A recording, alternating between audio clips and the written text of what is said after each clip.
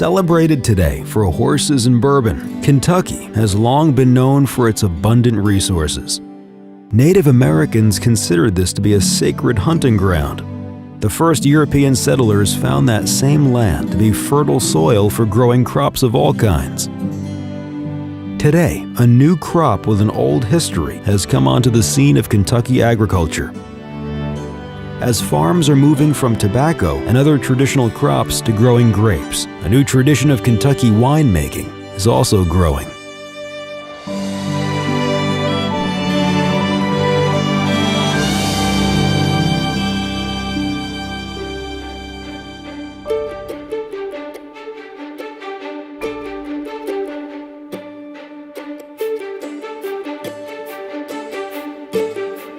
The wine industry is very young. In 2005, we had about 15 wineries selling wine. We now have about 68, so it's grown. We're only 15 to 20 years old in Kentucky as compared to many other states that started in the 1860s and 1870s. The market is very well versed right now. You have distilleries, you have microbreweries, you have wineries. We're really starting and moving forward with that industry and really starting to have a cluster of good wineries doing good things, and it's growing. There's a demand for local products, and what better product than wine? Everything about it is it's more of a culture, and it very much is tied to the place. So if you want a sense of Kentucky, hopefully we can make wines that kind of represent what that is. The University of Kentucky is supporting this growing industry through an extension program and grape and wine research. Well, the main focus of our extension program, and really any extension program, is to help the community and educate the community and the industries through research-based education. I define my job as helping Kentucky wineries make consistently good wine by helping them with all kinds of knowledge at any time. The extension program makes me available to any Kentucky winery anytime, email, phone, letters, whatever, on any problem. We also have an annual fruit and vegetable growers conference and trade show in January where we have about a day of lecturing for the wineries on various aspects of winemaking.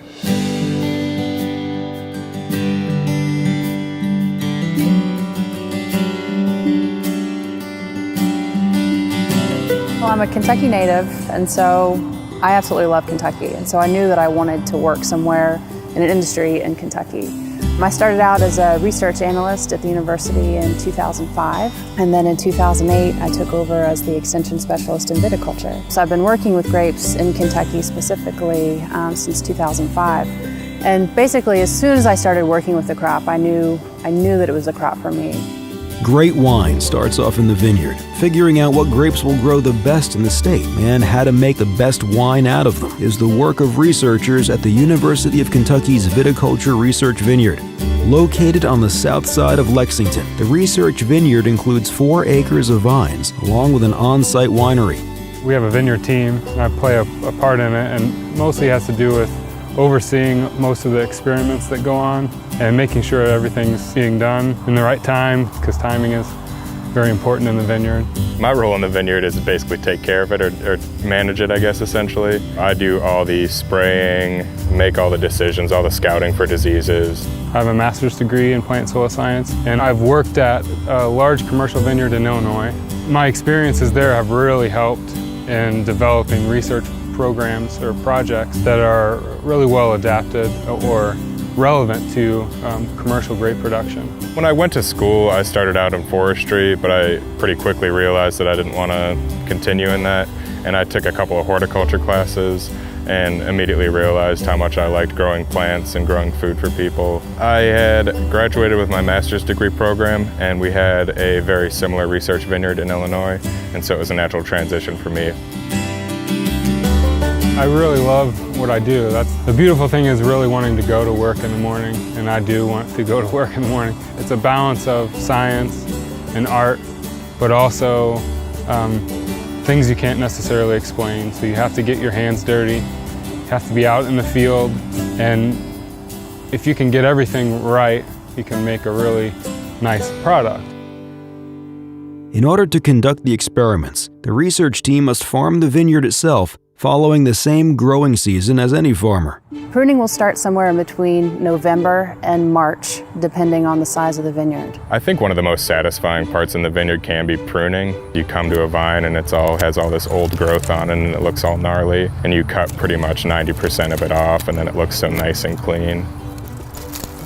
We monitor the grapes, and we'll also have to shoot thin. You gotta have the right spacing, the right number, in order to not tax the vines with too much fruit.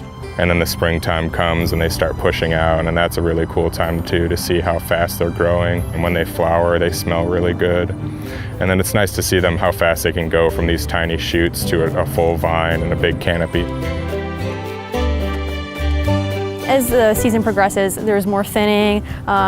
Combing is one of the other things you have to do. That just allows for better air movement.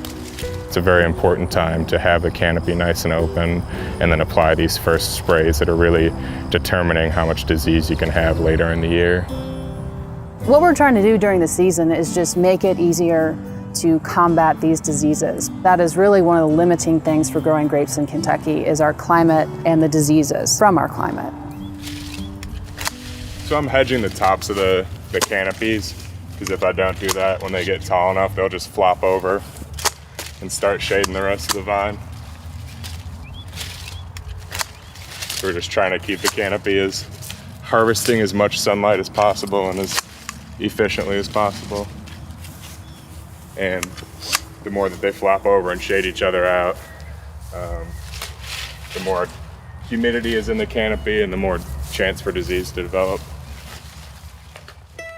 Once the grapes start to ripen and they'll start to change color, and then they'll start to soften, and that's going to be a point where pests, birds, bugs are going to want to eat it because it looks appealing, because that's when we're about ready to eat it. So of course it's appealing to us too, but it's appealing to everyone else, all the other creatures and critters in the vineyard. So you have to kind of protect the vines from those as well.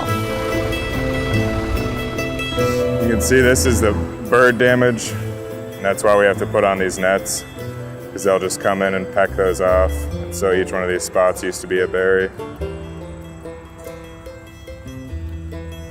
It's funny that there's not an actual June beetle on here right now. There actually is inside here. See down in there. But those guys are the worst. So they just start feeding on these berries, but then they release a stink like on the rest of the cluster too. And then secondary rots get into where they've opened the berries up, so it can ruin a whole cluster if they just feed on a little bit of it. But sometimes there'll be 20 to 30 June beetles on a single cluster too. So it stinks because that's not necessarily a usable cluster now, and it could have been a nice cluster. Bird netting is just a part of growing grapes in Kentucky. Basically, we'll net the vines right before, right around that 8% sugar when we're getting a lot of bird damage, and then monitor the fruit chemistry, and then determine when to harvest. I think everybody's favorite is harvest. It's a great time to see the wines developing out in the field. When you see all the color start to develop on the grapes and all that, you get to taste them periodically as they develop, and they're increasing sugars and dropping acids, so they're becoming more palatable and they're developing better and better flavors. UK's research team is investigating growing the grapes, pruning methods, and pest management.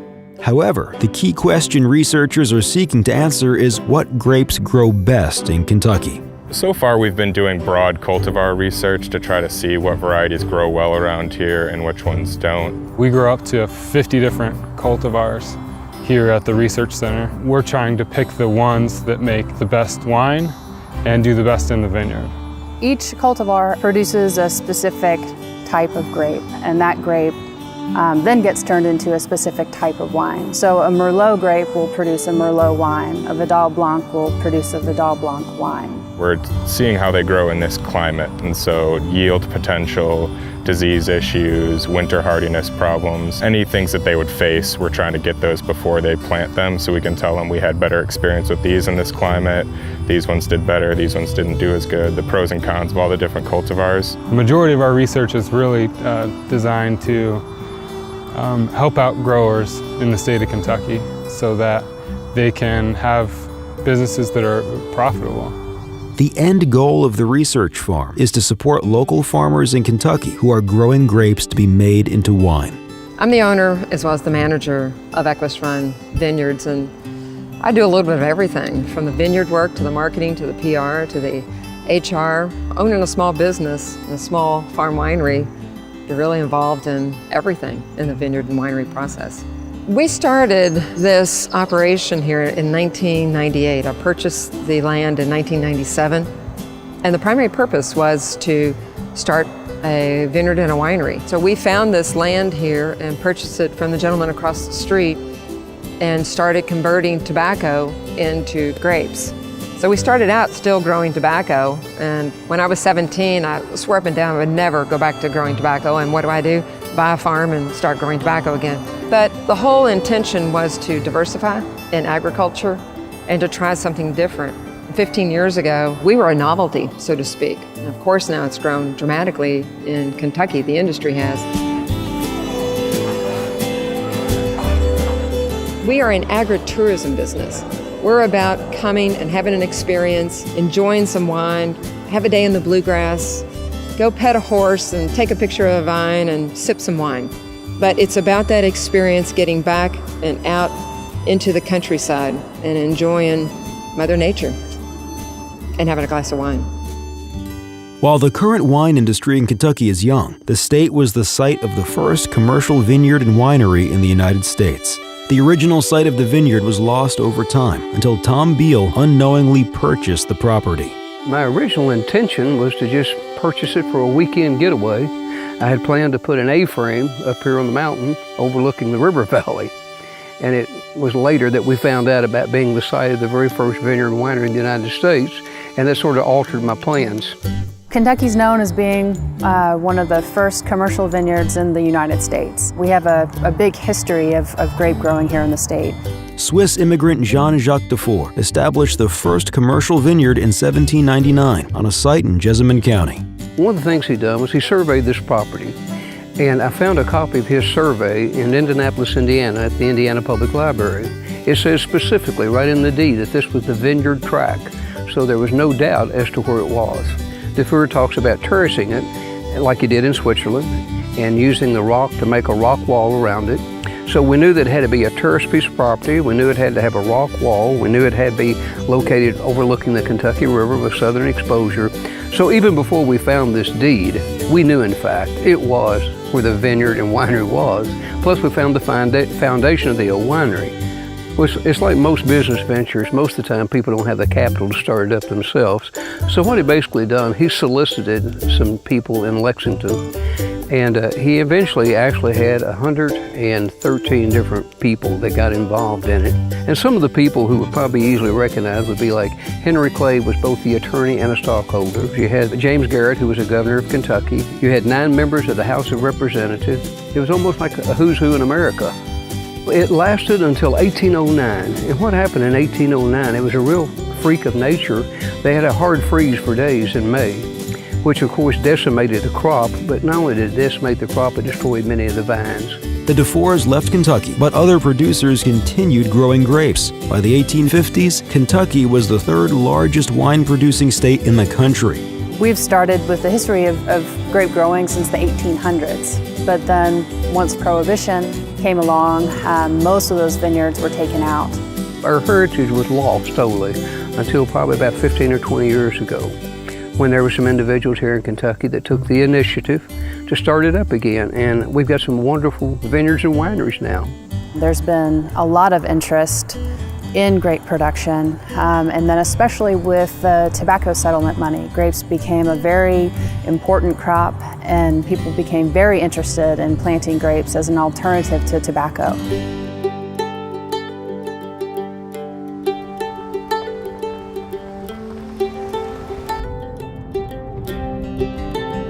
We were in the cattle business and in the tobacco business. So we basically just had a cow herd and had our tobacco quota. And then after the government bought out all of our quotas, we were at a turning point in our farming career and decided to look at some other options for our farm.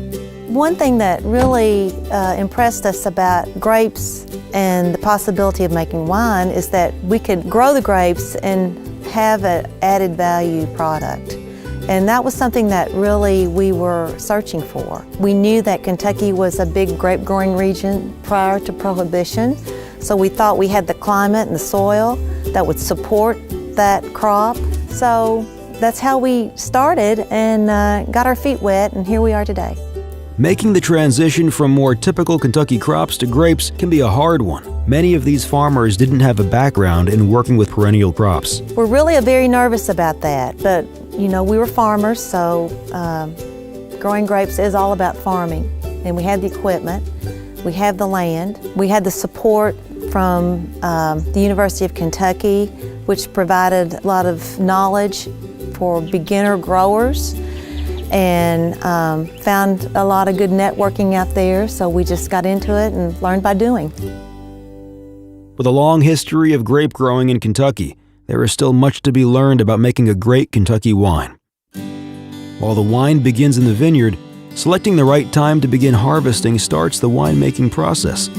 We go through beforehand and we take pre-harvest samples, which we usually take at least 50 berries, but maybe 100 berries for the variety. And so we'll go through and try to take a random sample from different parts of the cluster, different parts of the canopy, to try to get a representative sample of all the fruit that's there for that variety.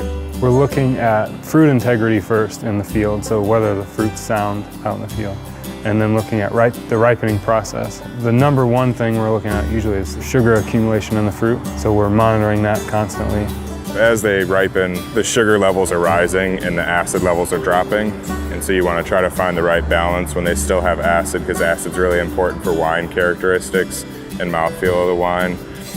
But the more sugar you have, the higher alcohol you can have. But too much sugar can either lead to too much alcohol or problems with fermentation and things like that. The vineyard is where you get the flavors. We don't have a way to put that in if the vineyard doesn't put it in. You can't really make high quality wine without having extremely good fruit. So the winemaker's job is to preserve the quality of that good fruit that's grown out in the vineyard. While harvest is beginning on the research farm, it is also underway at commercial vineyards. At the Talon Vineyard and Winery, Kerry Jolliffe is head winemaker. We grow about half of what we use, and then I work with other growers around the state to buy the other half. In any given year, I'll be working with 12 or 13 different kinds of grapes. I can blend those in different amounts or leave them by themselves and create the different flavors and different wines. And all of the flavors that you get out of a wine come from the grape. And the flavors will vary year to year depending on the climate of that growing year. As the grapes are brought into the winery, the process of turning fruit into wine begins. The grapes are brought in and crushed first. They're removed from the stem, crushed, and from that we get what we call the must, which is just a mixture of the seed, skins, and juice. The grapes that are used for white wine, the fruit goes directly into the press, where we separate the seeds and skins from the juice. And once it's settled, then we rack off of what we call gross lees. It's the sediment from the grape berries themselves after they're pressed. Racking is a term we use to describe how we move the wine from one tank to another. And then after we rack off of that lees, then we start a fermentation. While the white wines are separated, red wines are left with the seeds and skins during fermentation. Yeast are added, fermented. After that it's cloudy, so there's a few rackings involved. After fermentation, then we're wanting to stabilize the wine and prevent any oxidation. Sulfites are added to the wine to prevent oxidation, and the wine is racked again. And then from that point, it's a series of settling and clarifying before we can go into blending and bottling. It actually starts to clear up and look like wine. And from that point, it's blended, stabilized, balanced, bottled.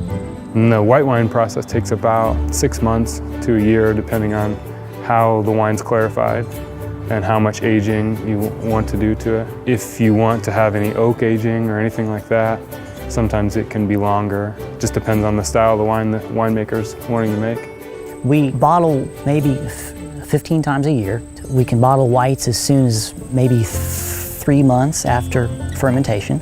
The wine is pumped into the bottling line and the bottles are filled, the level checked, a cork added, the capsule put on, the label spun on, and out comes a completely packaged product. Turning grape juice into wine is a chemical process. Managing that process to create a specific type of wine involves both science and art. There's certain fundamentals that you need to understand. Wine chemistry a little bit, maybe some understanding of yeast and microbiology. But once you understand the fundamentals of winemaking, then it's just practice.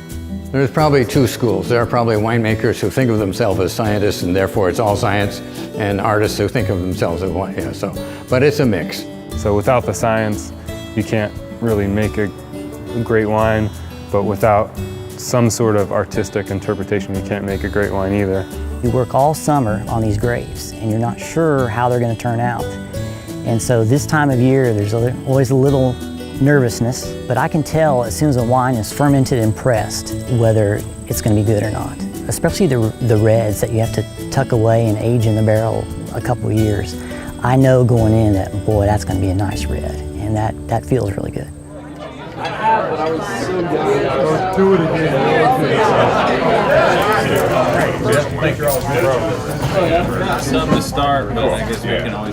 The research and extension programs at the University of Kentucky support not only the grape growers, but also the winemakers around the state. My job is to transfer winemaking knowledge to all these people that are struggling to make an excellent wine.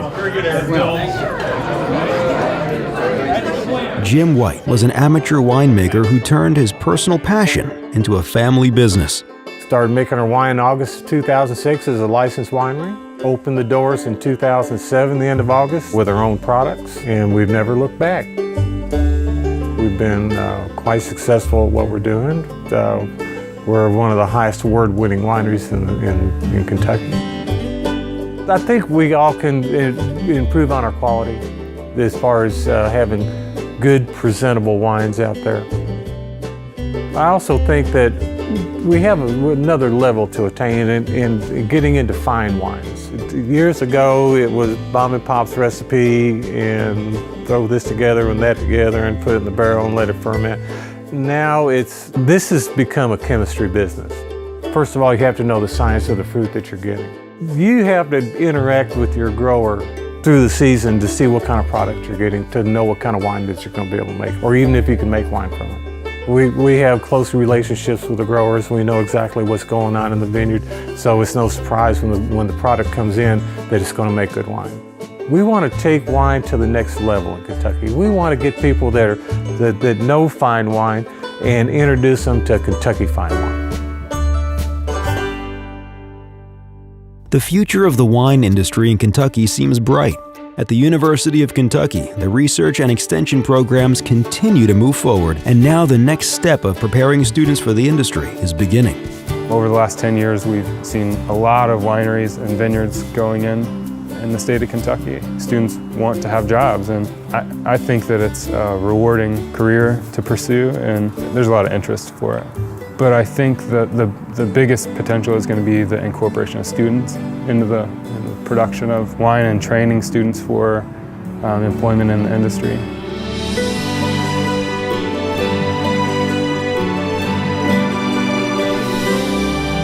There's a lot of interest in grape production, and there's a lot of people that want to buy high quality Kentucky wines. And so I just see that continuing on as we move forward with working with the industry and our research program here at the university. Through research, education, and experience, the Kentucky wine industry is growing. This new era of grape production and winemaking promises to become another great Kentucky tradition.